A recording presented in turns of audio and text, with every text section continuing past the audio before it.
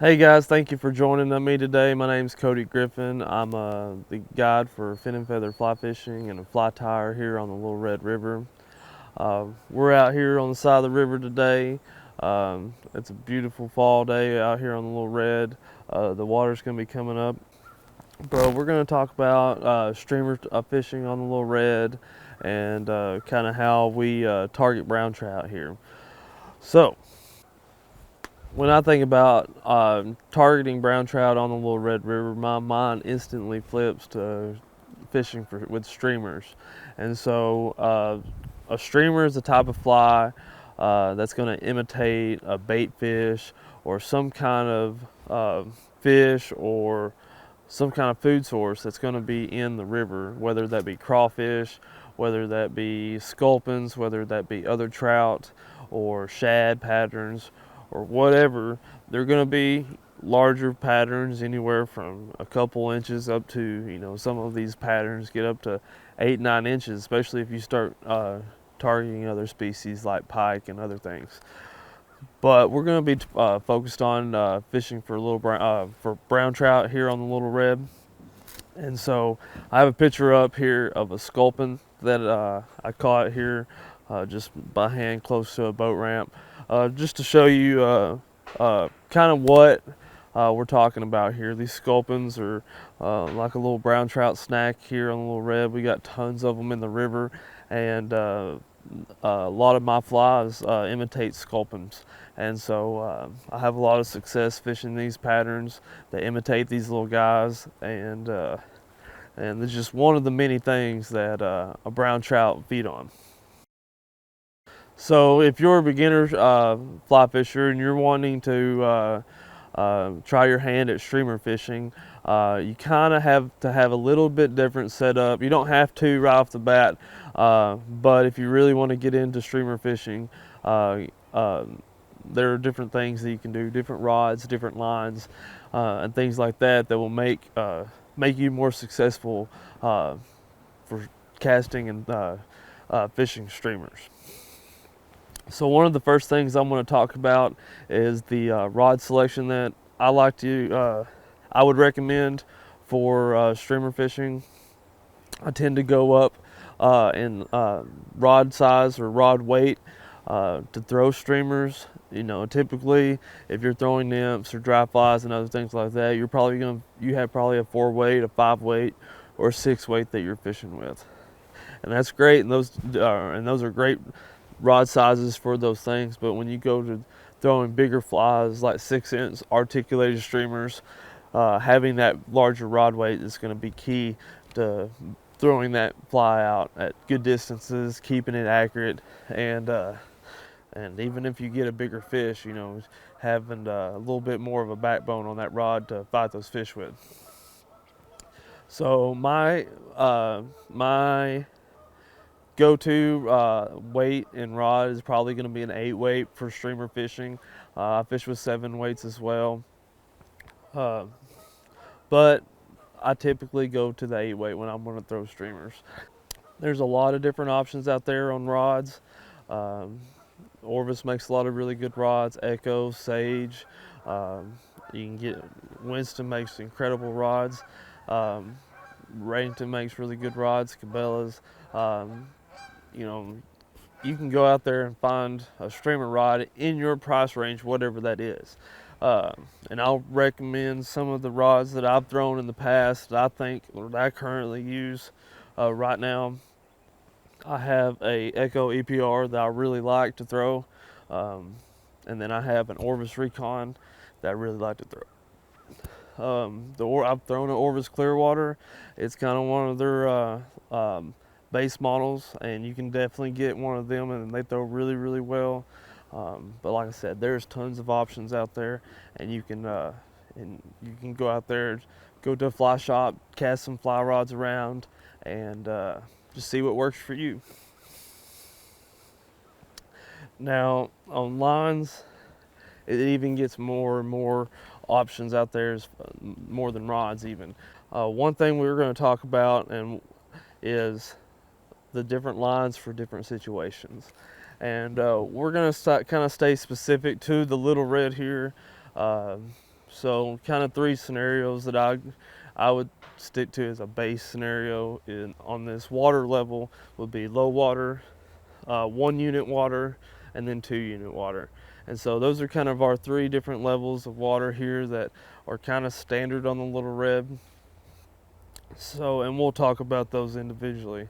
But so for low water, for instance, uh, I would tend to use a floating line or and cast smaller streamers during low water. And as that water comes up, so 1 unit comes up, maybe I'll go to a full sink tip or an intermediate sink line. And then as that water comes up to 2 units, maybe I'll go to full sink, or depending on where I'm at in the river, maybe I'll just stick to the sink tip. Um, but like I said, there's a lot of different options, and as you progress as a streamer fisher, you'll find those little those lines that what fits you best.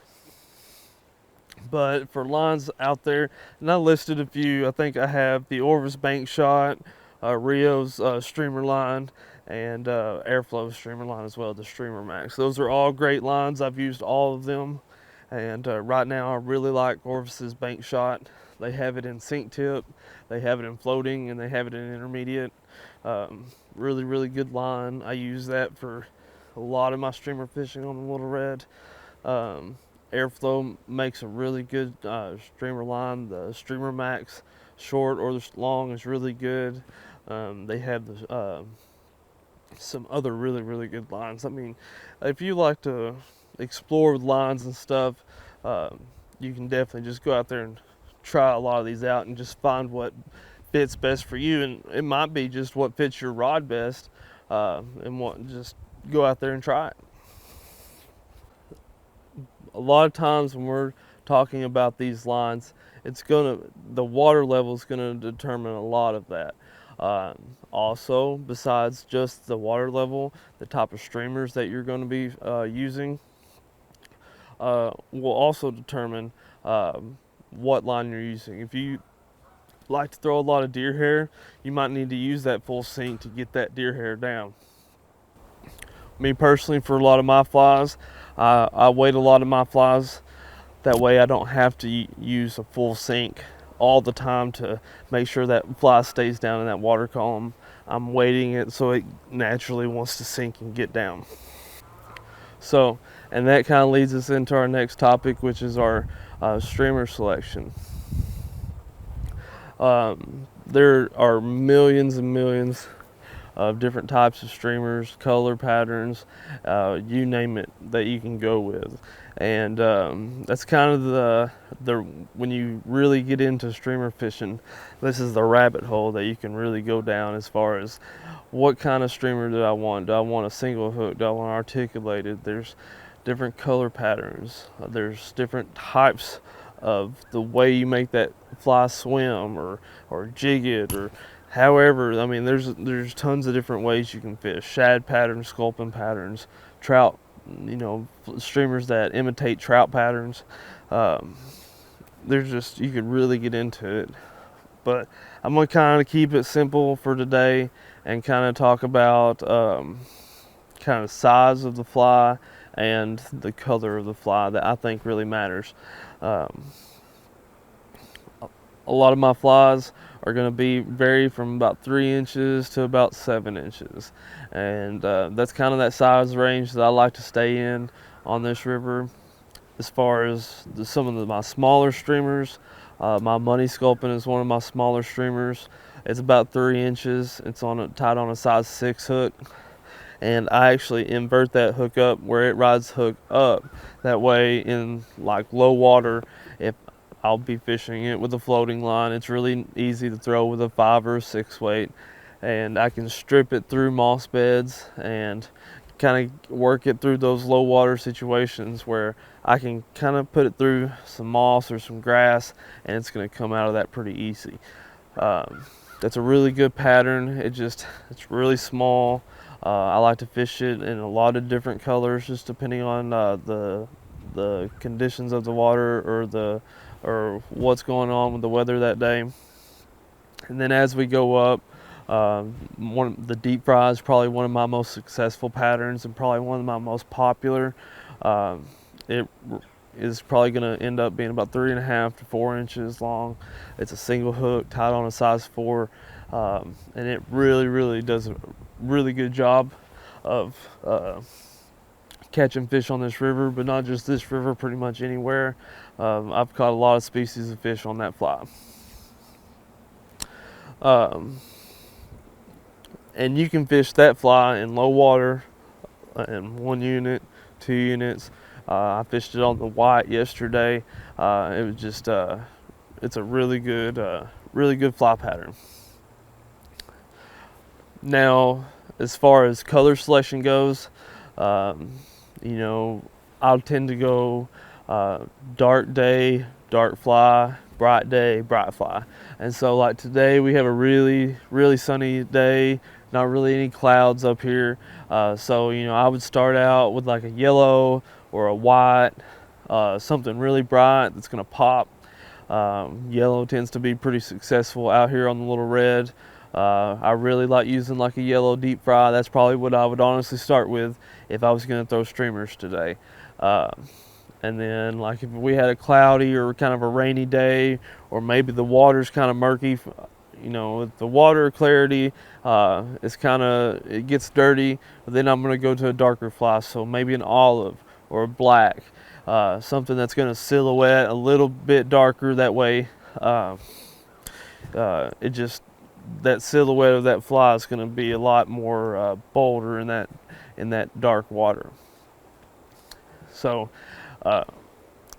for fly selection, that's kind of how my mindset goes. You know, for deeper water, I would go up to an articulated fly. Maybe I'll stick with the deep fry if it's not, you know, if I'm not getting a lot of chases or anything. And for a lot of those low water situations or wading situations, I would use those smaller streamers. A woolly booger would be great.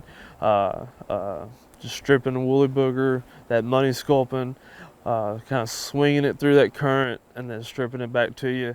That's really good for those situations.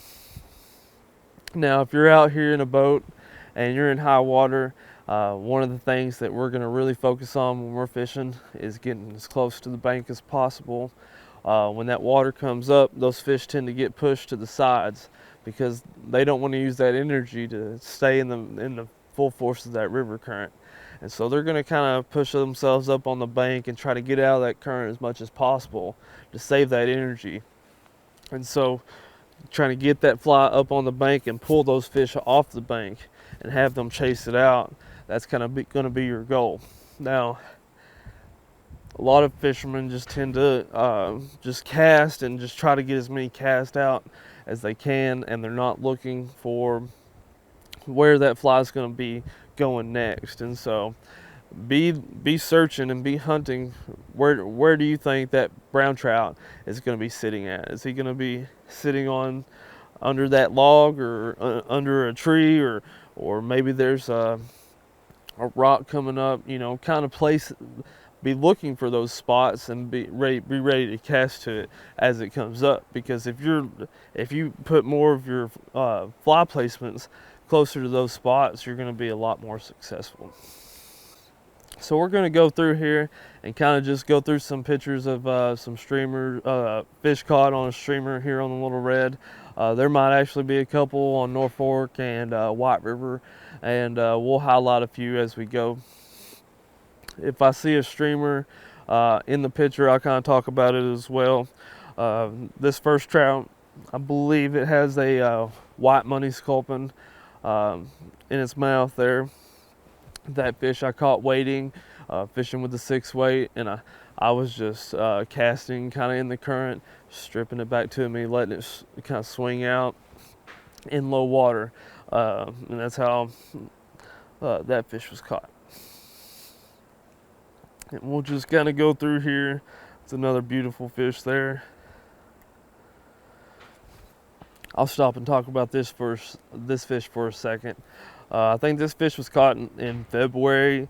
The cool thing about this fish is I think I was fishing an olive fly. I can't remember exactly which fly I was fishing, but I hooked up on this fish, and we were, fighting it, got it in, got it back in the water, and as I was throwing line out, and we were still talking about the fish, kind of celebrating, and I was getting that line out, letting the current take it, and something smashed it again. So I set the hook and had another fish on, and that next fish on that next cast was this one. And so back-to-back casts, we had two beautiful 20-inch brown trout. The first one was a big male, and then this one was a big female, and just kind of a cool story there. Just shows you that we have some really beautiful trout in here, and how they can vary.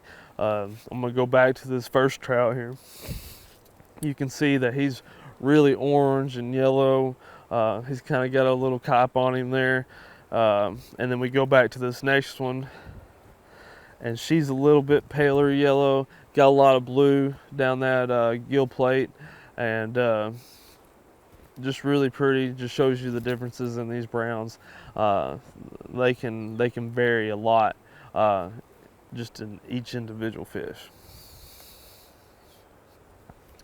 Here's a cool one I like to talk about. This one was actually caught on North Fork during the shad kill. I caught this fish on a 7-inch streamer, and as we're trying to take the hook out of that fly, or that hook out of that fish, he regurgitated 2 shad that he had just eaten. And it just kind of shows you when those fish turn on and they're feeding, they're going to gorge themselves. And so, that's just the 2 that he regurgitated. No telling how many he had already had in his belly. But he had those 2, plus he ate a 7-inch fly.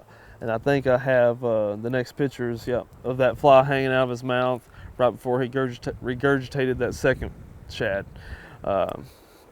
But just comes to show you, man, the aggressive nature of these fish, and when they feed, pretty hard. And so it's just a cool representation. Here's a beautiful brown I like to show off. It's not the biggest brown in the world. It's definitely a nice big brown, but it's probably one of the prettiest browns we've caught on the Little Red. Just the colors and the spots and everything. It's a really, really pretty fish. Another beautiful Little Red brown that I caught, kind of showing off just these browns that have the best color to them here. I mean, each brown's I tell people, each brown's going to look completely different than any other brown you ever caught, just because they're just so different. This was a really pretty cutthroat that we caught on the North Fork. I wanted to put this fish in here and kind of highlight that hopefully in a couple years we'll have fish similar to this on the Little Red, because we put those cutthroats in the Little Red back in May. And so we're really excited for diversifying the river and having another species of fish here, and just seeing the growth rate and kind of how big these Bonnevilles are gonna get. It's really exciting, and we're really looking forward to that. And this one took a big streamer on the North Fork, and we're definitely looking forward to chasing these cutthroats with streamers in a couple of years. Another beautiful little red brown with some big red spots on him. Big old chunky brown there. He's been probably eating pretty good. And this kind of shows you that it's not always the big fish that are going to eat a streamer. I think this brook trout was about as big as the streamer, and that was just kind of a cool thing to show. This was on the Little Red. I was actually fishing with Tillman and AB during this day. We had kind of got into a little school of brook trout, and I think everybody in the boat was able to catch a brook trout that day on a streamer. And just kind of show you those little brook trout, they're kind of feisty. This is a brown that we caught back in March. So that lure is called the yellow double fry. It's the articulated version of my deep fry. Really, really good articulated pattern I'll use in high water. And I believe this one If I can look right, it's the same fly pattern. It's the double fry, but in black. Almost very similar looking fish there between the two, uh, but same pattern, just in black. So yellow one day, black on another day. Is another. That's a big brown there with pretty good shoulders on him. Uh, Thick male. That looks like a black double fry as well. And if you're interested in any of these patterns that we're talking about today, you can reach out to me. I have a website; they'll list it where you can find it. Uh, but I have all those available on the website. Where if you're looking to get into streamer fishing or you're looking to get some, you can definitely reach out and we'll get you set up. And then you can also find them at the local fly shops here in Little Rock and Heber at Ozark Angler. I caught that brown actually fishing with AB and Tillman as well. AB was in the boat with me. I think he took that picture.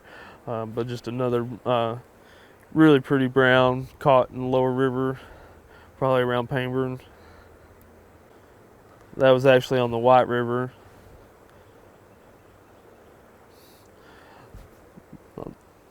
So there's another brown trout there that's kind of on the other spectrum. We've seen a lot of those really bright yellow and orange brown trout, and this female here, really dark brown, kind of just really dark. Um, but just kind of to show you, they can on this river we have a lot of different, just the variety of the looks of these appearances of these trout can vary a lot. This trout was also caught in Little Red. I really like to talk about this trout because this trout looks like it's a lot bigger than it actually is, which it is a big, thick trout, but it's only 21 inches long, and so for that trout to be 21 inches and have that much girth on it, that's a really high quality fish. You know, uh, Having genetics like that getting put in the little, being in the Little Red, that makes me optimistic because if that fish can make it several more years down the road, that fish has the potential to be an absolute giant. And just one more brown right there. Caught on a Little Red on streamer. We're going to switch it up now, and we kind of been talking about the streamer fishing on the Little Red, and we're still going to continue to talk about that, but we're going to kind of kick it off into night fishing now. I'd say I'm the most passionate about night fishing. The river is just completely different at night. When I tell people about night fishing and try to explain it to them, I kind of say the river wakes up, or it comes alive at night.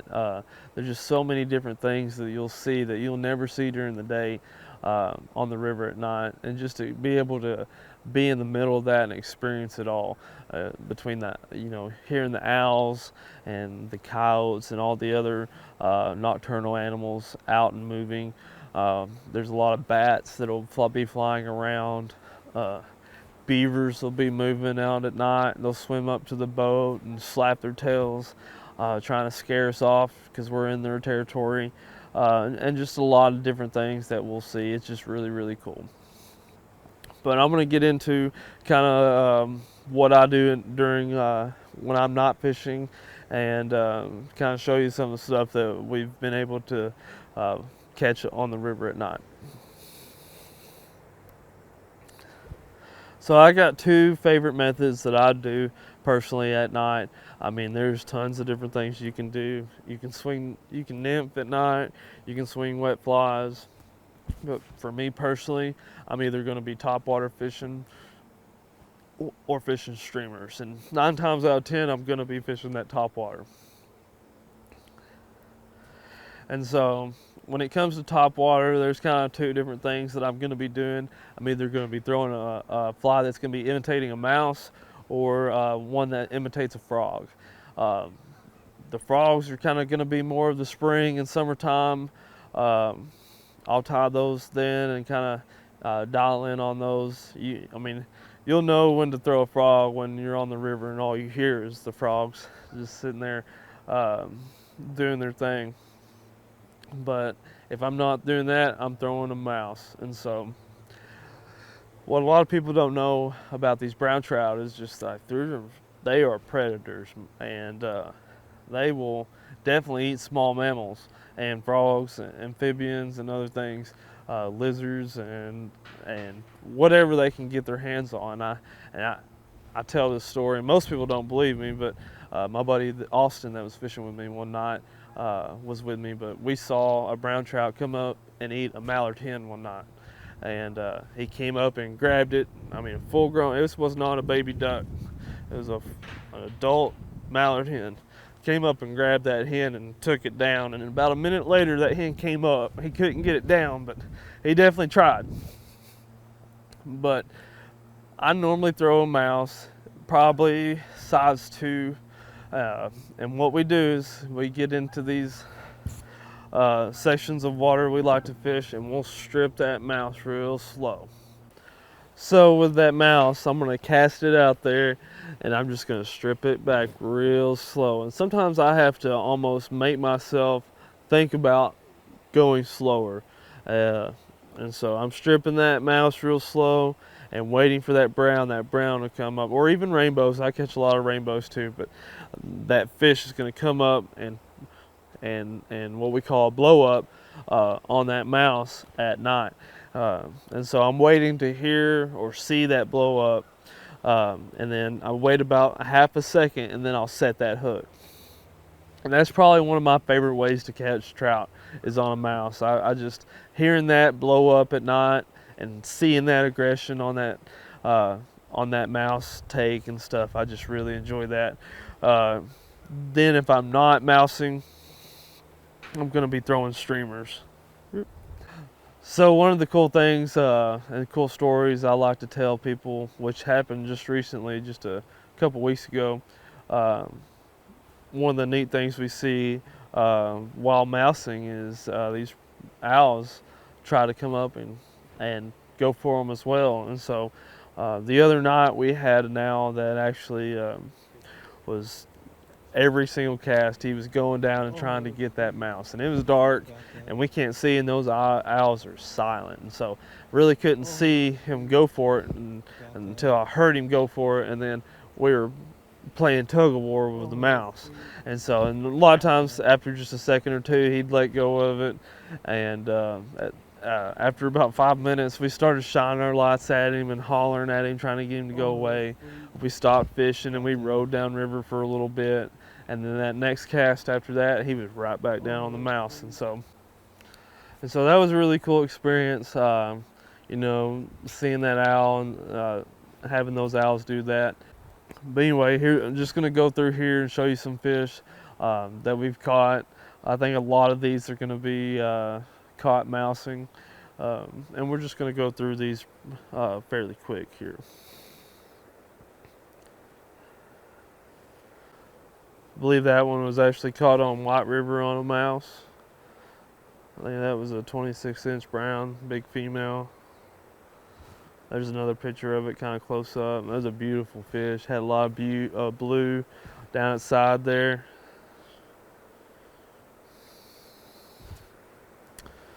That was a big rainbow caught on a little red at night. I think that rainbow was probably like 22, maybe a little bigger. We didn't measure it, but I mean, you can tell in the picture that was a nice, healthy rainbow.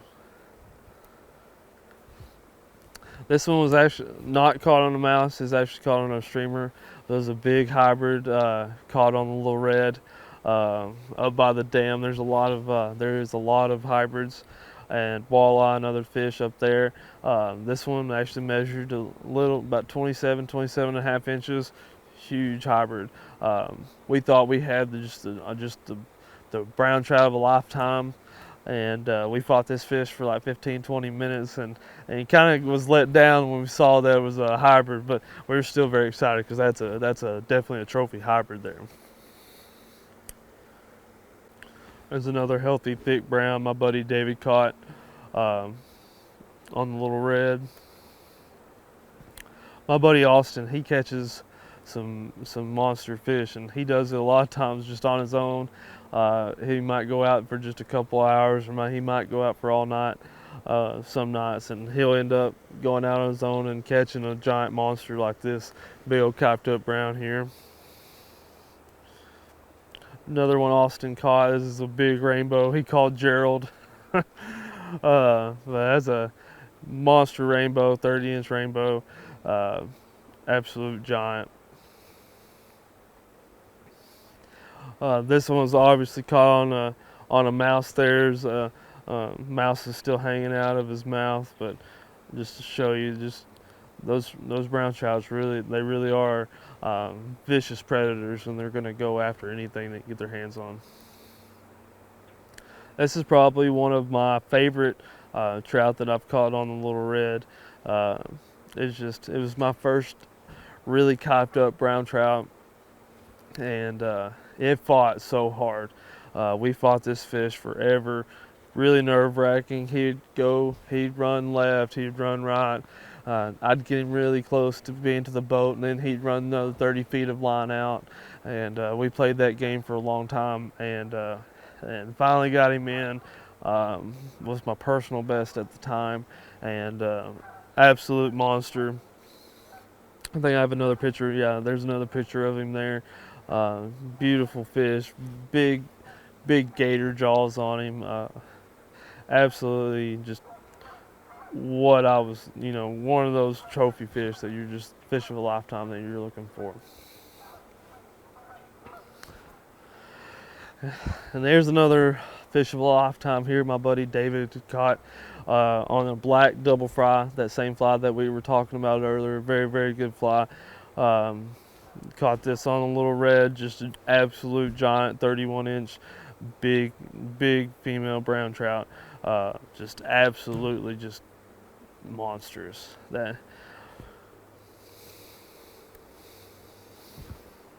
And then to top it all off is this 33-inch monster that we caught about 3 weeks ago now on the Little Red while mousing. I was with my buddy Austin. Just an absolute Little Red monster. Just an absolute legend of a fish. So me and my buddy Austin, we were both mousing, and we were in this big deep pool. And I was stripping that mouse, and just all of a sudden, just had a normal blow up. It wasn't anything out of the normal.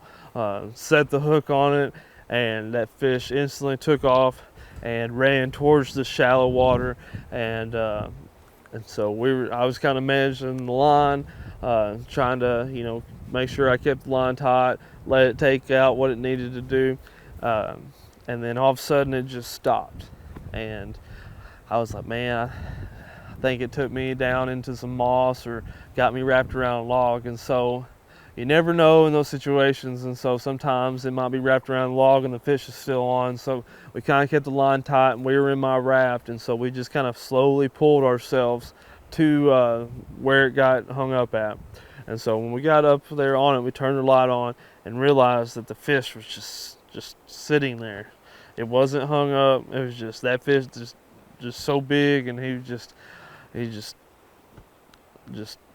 this is my spot. I'm gonna hang out here, and y'all can't do nothing about it. And so we got up on him, got him in the net, and didn't realize how just monstrous he was until we got him in the net. And it was just really incredible here. And I'll show you the release video here in just a second, but you can see just an absolute killer fish. Took off. When he took off out of my hand, you could feel the power that fish had. And it was just kind of mind-blowing. And then he comes back and swims by the boat, and you can just see how big this fish is. And so here's the release video. I kind of hold him up for a second, and then just let him take his time and take off on his own. But that was truly a fish of a lifetime there. Just another blessing of a fish that caught a Little Red. So,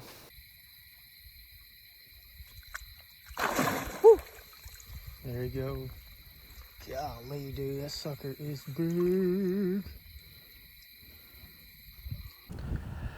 So, as a last little take there, One of the biggest takeaways I would make sure I would focus on when I'm streamer fishing is when you're out there casting, you make sure that you're not getting in a routine and you're kind of just casting to cast and trying to get those numbers out there. Remember to be hunting for that fish and trying to get that fly right there in that spot where you think it's going to be at, and be hunting for that fish versus casting for that fish. Or fishing for the fish, however you want to say it. But you're on a hunt, just like on a deer hunt, or like if you're up in Wyoming and you're stalking an elk, you're stalking these brown trout, and you're going out there and looking for them. So I think that's just kind of one of the main things I would remember when fishing. Be looking for those spots that you think those trout are going to be at. So thank y'all for having me today. I hope y'all enjoyed it. Hope y'all took something away from it that y'all can use, and tight lines, and hope y'all catch some good fish.